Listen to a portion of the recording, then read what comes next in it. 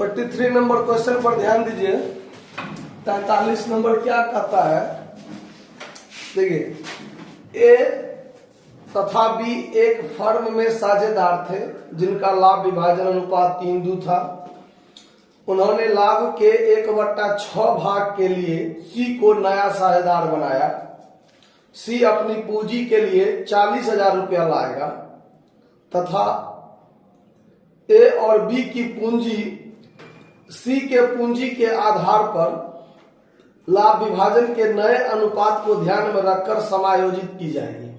मतलब जब ये पूंजी का समायोजन वाली बात हो तो हम पहले भी समझा चुके हैं, या तो नया साझेदार का पूंजी दिया रहेगा, उसके आधार पर पुराने को कहेगा समायोजित कीजिए, यानी पुराने साझेदार का पूंजी समायोजित कीजिए, या फिर पुराने साझेदार के पूंजी के आधार पर नया साझेदार कितना पूंजी लाएगा ये आपको निकालना रहेगा। नया साझेदार पूंजी कितना लाया ये नहीं दिया रहेगा, कहेगा कितना लाएगा वो उसका निर्धारण कीजिए, इस टाइप से।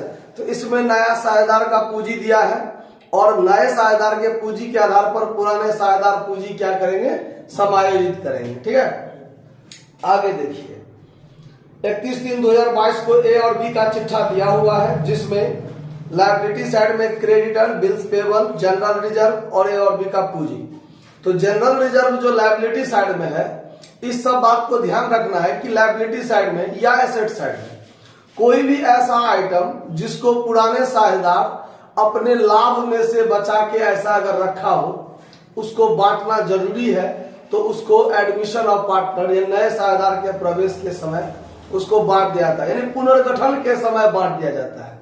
ठीक है, चाहे अभी आप एडमिशन पढ़ रहे हो, चाहे कल के डेट में आप रिटायरमेंट पढ़िए, चाहे डेथ पढ़िए, डेथ ऑफ पार्टनर, तो पुराने बैलेंस शीट में अगर कोई भी आइटम जो बांटने वाला आइटम है उसको पुराने साझेदारों के द्वारा बांट दिया जाता है। आया बात समझ में? आगे कहता है कि एसेट्स में दिया हुआ है cash, debtor, stock, machine, building. C के प्रवेश की अन्य शर्तें निम्न थी। सी ख्याति के अपने हिस्से के रूप में 12,000 लाएगा। इस 12,000 को पुराने साझेदार बांटेंगे। कैसे बांटेंगे? तो त्याग अनुपात में बांटेंगे। सी दूसरा पॉइंट कहता है कि भवन का मूल्यांकन 1,85,000 पर और मशीन का मूल्यांकन 40,000 पर किया जाए। देनदार पर डूबत ऋण के लिए 6% का प्रावधान किया जाए। तो ये दोनों पॉइंट, 2 नंबर पॉइंट और 3 नंबर पॉइंट जो है आपका, ये रिवैल्यूएशन अकाउंट में जाने वाला बात है। फिर चौथा पॉइंट कहता है कि ए और बी की पूंजी खाता का समायोजन चालू खाता खोलकर किया जाए। मतलब उनके पूंजी का जो समायोजन होगा वो आपको ना तो नगद में लाकर या ना नगद में निकालकर, ऐसा बात नहीं है। जैसे अगर ज्यादा पूंजी रहेगा बांटने के बाद तो या तो कैश में निकाल लेगा या कम रहेगा तो कैश में लाता है, ऐसा बात है ना। इसमें कहा है वैसा नहीं करना है, आपको चालू खाता खोलकर एडजस्ट करना है। ठीक है, तो कैसे होगा ये ध्यान दीजिए। तो सबसे पहला काम आपको करना है calculation of new ratio. Calculation of new ratio. New ratio का कैलकुलेशन इसलिए करना है क्योंकि हमको पुराने साझेदारों को पूंजी जो है उसको पुराने मतलब नए अनुपात में समायोजित करना है, इसीलिए नया अनुपात निकालना जरूरी हो जाता है। त्याग अनुपात निकालना कोई जरूरी नहीं है। क्यों नहीं जरूरी है? तो नया जब सवाल में नहीं है तो पुराना ही त्याग अनुपात होता है।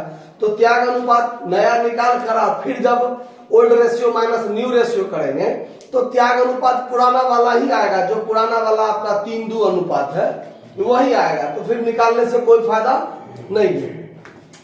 तो न्यू रेशियो निकालने के लिए क्या करते हैं हम लोग, यहां लिख लेते हैं सबसे पहले old ratio of A and B 3:2 दिया हुआ है। उसके बाद नया साझेदार जो है सी, तो सीज न्यू शेयर कितना दिया हुआ है? 1/6 दिया हुआ है। अब आगे हमको करना है क्या, let total profit of the new firm, total profit of the new firm, ये हम 1 मानकर निकालते हैं। ठीक है, तो अब हमको रिमेनिंग प्रॉफिट कितना होगा, रिमेनिंग प्रॉफिट, तो रिमेनिंग प्रॉफिट में हो जाएगा 1 में से 1/6 क्या कर देंगे, घटा देंगे, तो 5/6 हो गया। अब ये 5/6 जो है इसको पुराने साझेदार इस पुराने अनुपात में क्या कर लेते हैं, बांट लेते हैं। तो अब लिखेंगे as new share, as new share 5/6 गुने 3/5, तब 5 से 5 कट जाएगा, इसको अभी नहीं काटते हैं, 3/6 रहने देते हैं। बीज न्यू शेयर कितना होगा वो देखिए, बीज न्यू शेयर 5/6 गुने 2/5, तब 5 से 5 कट जाएगा, 2/6।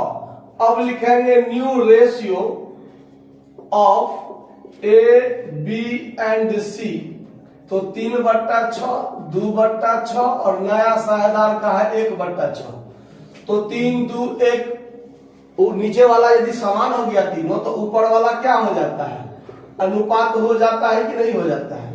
तो न्यू रेशियो तो हमको निकल गया, इसमें नहीं कोई दिक्कत है।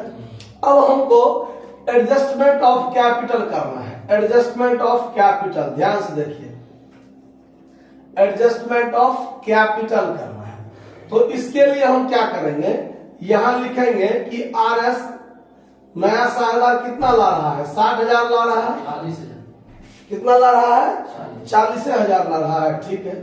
तो RS 40,000 brought by C as capital for 1/6 share, 1/6 हिस्सा के लिए ना, कितने के लिए, 1/6 हिस्सा के लिए।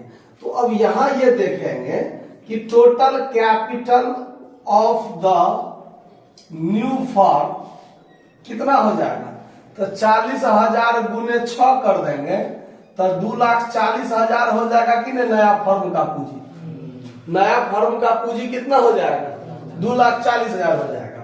तो अब इसमें as new capital, as new capital कितना होगा, एज न्यू कैपिटल कितना हो जाएगा, तो ये हो जाएगा 2,40,000 गुने नया अनुपात जो है ये इसमें बटेंगे, तो 3/6, इससे इसको काट देंगे, तो क्या हो जाएगा, 40 या 1,20,000 होना चाहिए।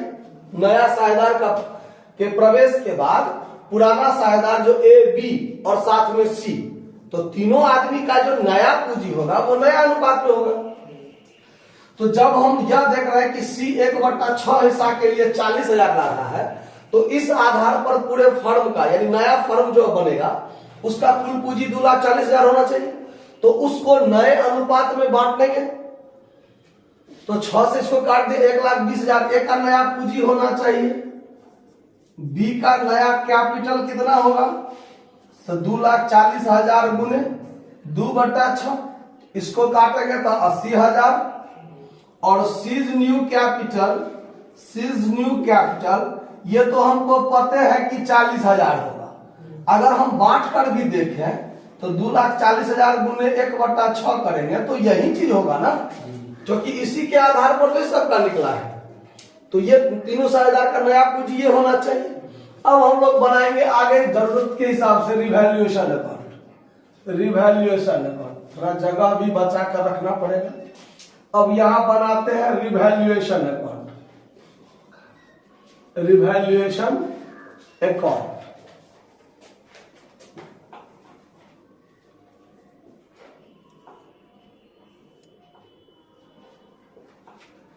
पार्टिकुलर अमाउंट आप लोग खुद लिख लीजिएगा। 2 और 3 पॉइंट रिवैल्यूएशन में जाएगा। दूसरा पॉइंट क्या है कि भवन का मूल्यांकन 1,85,000 पर किया गया, तो भवन का मूल्य देखिए कितना है, पहले से 2 लाख, अब उसका मूल्य 1,85,000 हो जाएगा। इसका मतलब 15,000 उसका मूल्य क्या हो रहा है, घट रहा है, तो ये घाटा हो जाएगा मेरा। तो यहां लिखेंगे टू बिल्डिंग अकाउंट और 15,000 रुपया अमाउंट हो जाएगा।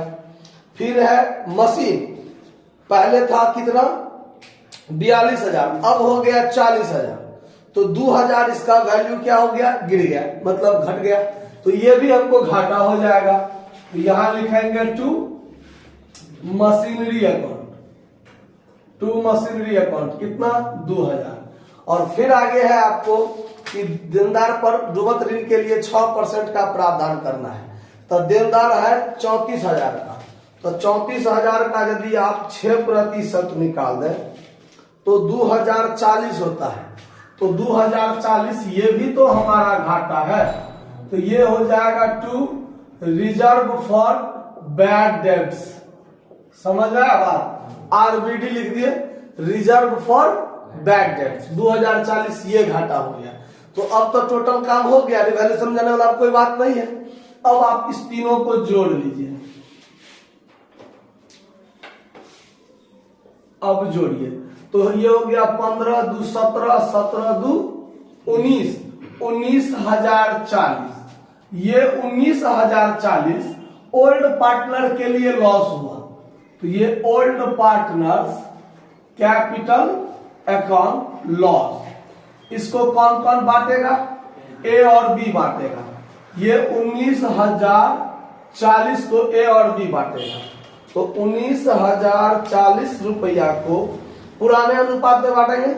तो पुराने अनुपात में बांटेंगे तो भागा कितना होगा 5। तो इसमें अगर 2 से अगर गुना करें, 2 से गुना करें तो 38 दूना 76 होता है ना, 7616 ये हो गया। और इसमें अगर गुना 3 कर दें तो 11,440 ये हो गया, 424। रिवैल्यूएशन अकाउंट क्लियर है बात। अब इसके बाद बनाएंगे क्या, ओल्ड पार्टनर्स कैपिटल अकाउंट। तो चलिए ओल्ड पार्टनर्स कैपिटल अकाउंट यहां बना लेते हैं। Old partners capital account, old partners में 2 साझेदार है, पुराना साझेदार, डेबिट क्रेडिट, पार्टिकुलर ए का बी का, पार्टिकुलर ए का बी का। तो जब हम ओल्ड पार्टनर्स कैपिटल अकाउंट खोलेंगे तो सबसे पहला काम होता है कि बैलेंस बीडी, जो आपके बैलेंस शीट में पूंजी का शेष है वो लिखिए। तो वो है आपका 1,50,000 और 80,000, 1,50,000 और 80,000। क्लियर। उसके बाद अगला काम, नया साझेदार प्रीमियम लाया। पहला पॉइंट दिया हुआ है ना, पहला नंबर पॉइंट की सी ख्याति के लिए अपने हिस्से का 12,000 लाएगा। उस 12,000 को 3:2 में बांटेंगे। कितना बांटेंगे, तो यहां हो जाएगा बाय प्रीमियम अकाउंट, हो जाएगा 7200 और 4800, यही हो जाएगा। 3:2 में बांटेंगे। तो उसके बाद बैलेंस शीट में जनरल रिजर्व है, देख लीजिए 24,000 है ना जनरल रिजर्व। तो पुराना साझेदार आपस में बांट लेते हैं ना। यहां पर आप लोग एक बात हमसे नहीं पूछे कि जब सर बोल रहा है कि चालू खाता के माध्यम से समायोजित कीजिए, तो तब जब चालू खाता खुलेगा तो ये सब चीज आप पार्टनर्स कैपिटल में क्यों दे रहे हैं? ऐसा बात आप लोगों के मन में ये प्रश्न पूछना चाहिए। आप लोगों के प्रश्न नहीं उठा दिमाग में, गलत बात है। यहां इसलिए नहीं खुला है क्योंकि पहले से पूंजी स्थिर नहीं है, पहले से चालू खाता वाला माध्यम नहीं है। इस बार ये चीज शुरू होगा। जब ये सी प्रवेश कर रहा है तब चालू खाता शुरुआत ही होगा, इसीलिए पहले वाला सारा चीज पूंजी खाता में ही जाएगा। और इसका जो हम बैलेंसिंग फिगर निकालेंगे वो करंट अकाउंट के माध्यम से शुरुआत होगा। ठीक है, कि उसको लाना है या निकालना है वो चीज। तो अब देखिए कैसे कैसे होगा। तो जनरल रिजर्व है, ये भी 24,000 है। क्या है, 24,000 है। तो कितना हो जाएगा, 24,000 है तो इसी का दुगुना कर दीजिए, 14,400 ये हो जाएगा और 9600 ये हो जाएगा। अगर 3:2 अनुपात में बांटेगा तब, क्योंकि 12,000 को 3:2 में बांटे हैं तो ये हुआ है। अगर 24,000 को बांटेंगे तो 12,000 का दुगुना 24,000 है, तो इसी का दुगुना ये हो जाएगा। मुजवानी भी आप निकाल सकते हैं। चलिए, तो बाय जनरल रिजर्व भी हम बांट दिए। उसके बाद रिवैल्यूएशन अकाउंट में लॉस है। रिवैल्यूएशन अकाउंट में क्या है, तो टू रिवैल्यूएशन अकाउंट लॉस, ये 11,424 और 7,616 यहां आ गया। अब इससे ज्यादा बात तो इसमें नहीं है, इससे ज्यादा बात है इसमें नहीं है। तो अब क्या होगा देखिए, मेन खेला अब होगा। अब यहां पर हम लोग इससे पहले जब निकालते थे तो यहां पर टू बैलेंस सीडी निकालते थे ना, ये टोटल यहां लिखते थे, इसमें से इसको घटाएंगे तो टू बैलेंस सीडी होता था ना। लेकिन इस सवाल में सुन लीजिए, इस सवाल में टू बैलेंस सीडी हम लोग पहले रख देंगे धड़ाक से ये चीज, क्योंकि ए बी का नया पूंजी कितना होना चाहिए, 1,20,000 और 80,000। यही चीज को ध्यान में रखना है अगर ऐसा सवाल रहे तो यहां पर 1,20,000 टू बैलेंस सीडी हो जाएगा ए का और 80,000 हो जाएगा सी का। तो अब क्या होगा सो देखिए, बात पर ध्यान दीजिए। इसका टोटल 1,50,000 प्लस 7,200 प्लस 14,400, 1,71,600, 1,71,600, तो 1,71,600 यहां भी होगा। तो 1,71,600 में से 11,424 ये घट गया, तो 1,60,176 रुपया इसका सीडी होना चाहिए था, लेकिन वो नहीं होगा। कारण नहीं होगा क्यों? तो सवाल में कहा हुआ कि पुराने साझेदार का जो पूंजी है वो नए साझेदार के पूंजी के आधार पर समायोजित करना है। तो जब उसको समायोजित करना है तो उस हिसाब से तो ए का पूंजी 1,20,000, बी का पूंजी 80,000 होना चाहिए। तो फिर 1,60,176 तो नहीं होगा।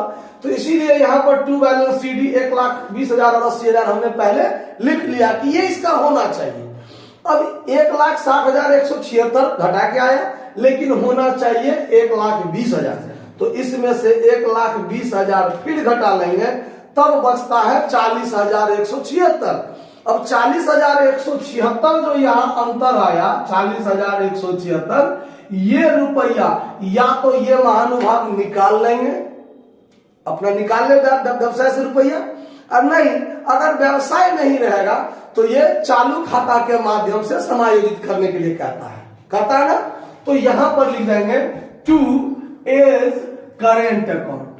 तो यहाँ एक ए नहीं लिखेंगे, क्यों नहीं लिखेंगे? तो दोनों साझेदार का तो हम एक में लिखे हैं, इसीलिए यहां पर सिर्फ करेंट अकाउंट लिखेंगे। क्या लिखेंगे? करेंट अकाउंट, यानी ए का ए के करेंट अकाउंट में और बी का बी के करेंट अकाउंट में। तो ये चीज जो निकला है ये बैलेंसिंग फिगर हो गया, ये हुआ बैलेंसिंग फिगर। इसका पूंजी वास्तव में 1,20,000 और 80,000 ही होना चाहिए था। अब इस आधार पर इसमें देखते हैं कि क्या डिफरेंस आता है। तो 80 4 84,800 ये हो गया, 84,800 ये हो गया और 9,600 ये हो गया।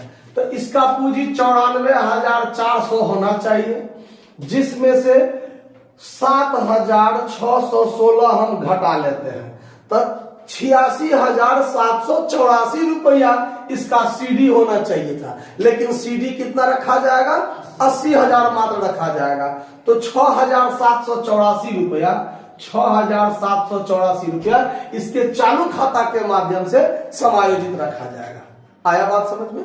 अब इसके बाद हम क्या करेंगे? तो यहां करेंट अकाउंट खोलते हैं। देखिए, old partners current account, old partners current account. इसमें ज्यादा कुछ बात नहीं होगा, इसीलिए छोटा सा ही बनाते हैं। देखिए, डीआर सीआर, ये पार्टिकुलर ए का, बी का, पार्टिकुलर ए का और बी का। ओल्ड पार्टनर्स कैपिटल अकाउंट में डेबिट में करेंट अकाउंट, तो करेंट अकाउंट के क्रेडिट में लिखेंगे बाय कैपिटल अकाउंट। क्या लिखेंगे? By capital. कैपिटल के जब आप लेजर पोस्टिंग करते हैं तो जैसे इसको हम देखिए, capital account DR to current account. Capital के डेबिट में करंट है तो कैपिटल डेबिट टू करंट किया ना। अब यहां से करेंगे, कैपिटल है डेबिट में तो डेबिट में टू करंट लिखा है, करेंट अकाउंट जब खोलेंगे तो करेंट है, क्रेडिट में तो लिखेंगे क्रेडिट में बाय कैपिटल अकाउंट लिखेंगे, ठीक है। तो ये लेजर पोस्टिंग का नियम होता है। तो बाय कैपिटल अकाउंट लिखे हैं तो एक कैपिटल से कितना आया 40,176 और बी के कैपिटल से कितना आया 6,784। तो यही टोटल यहां करके 40,176 6,784 40,176 6,784 और इसी को हम यहां पर टू बैलेंस सीडी कर देंगे 40,176 6,784। समझ आया बात? क्योंकि जो भी सीडी आता है ना किसी भी खाता का वो बैलेंस शीट में जाता है। तो कैपिटल अकाउंट का जो सीडी आया है ये भी बैलेंस शीट में जाएगा और करेंट अकाउंट का जो ये सीडी आया है ये भी आपके बैलेंस शीट में जाएगा, ठीक है।